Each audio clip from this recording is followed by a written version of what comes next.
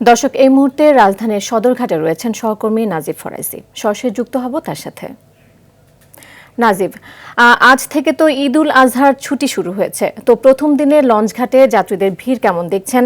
এছাড়া বাসের মতো এখানেও বাড়তি ভাড়ার অভিযোগ রয়েছে কিনা জানাবেন আমাদের। নীরা, লঞ্চে গতকাল রাত বিকেল থেকেই শুরু হয়েছে এবং গতকাল রাতে লঞ্চে প্রচুর চাপ ছিল। ঠিক একইভাবে আজকে ভোর থেকে সেই চাপটি আরও বহুগুণে বৃদ্ধি পেয়েছে।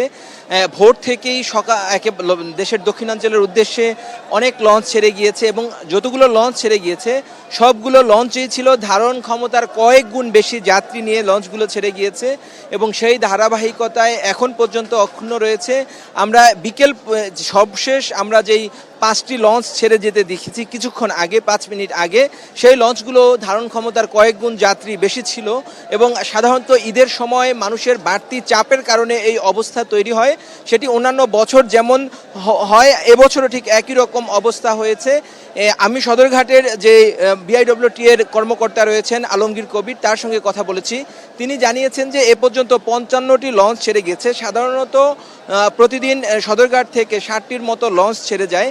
ইতিমধ্যেই 55টি লঞ্চ ছেড়ে গিয়েছে এবং এক একটি লঞ্চ ধারণ ক্ষমতার চেয়ে অনেক বেশি যাত্রী নিয়ে ছেড়ে গিয়েছে এবং এক্ষেত্রে বিআইডব্লিউটিএ জানিয়েছে যে তাদের আসলে ঈদের সময়ে তাদের ধারণ ক্ষমতার বিষয়টি তাদের খুব বেশি কিছু করার থাকে না, কারণ যাত্রীর সংখ্যা যত বেশি হয় এবং এই যাত্রী যখন সদরঘাট লঞ্চ টার্মিনালে আসে তাদেরকে নিরাপদে তাদের গন্তব্যে পৌঁছে দেয়া, এটি তাদের সবচেয়ে বড় দায়িত্ব তারা পালন করেন। সেই সঙ্গে এখানে কোস্টগার্ড, পুলিশ সহ, নৌ পুলিশ সহ সবাই সামগ্রিকভাবে এখানে দায়িত্ব পালন করছেন সমন্বয়ভাবে, যেন এখানে যে লঞ্চগুলো রয়েছে সেই লঞ্চগুলোতে যাত্রীরা যেন নিরবিঘ্নভাবে উঠতে পারেন এবং তাদের কাঙ্ক্ষিত গন্তব্যে যারা যেতে পারেন।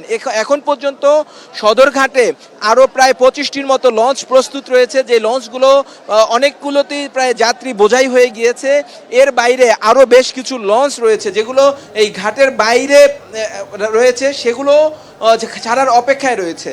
তো নীরা, সদরঘাট থেকে মানুষ আসছে এবং মানুষ নিরাপদে তাদের গন্তব্যে যাচ্ছে। এই ছিল আমার কাছে এখান থেকে সবশেষ খবর। জি নাজিব, আপনাকে ধন্যবাদ।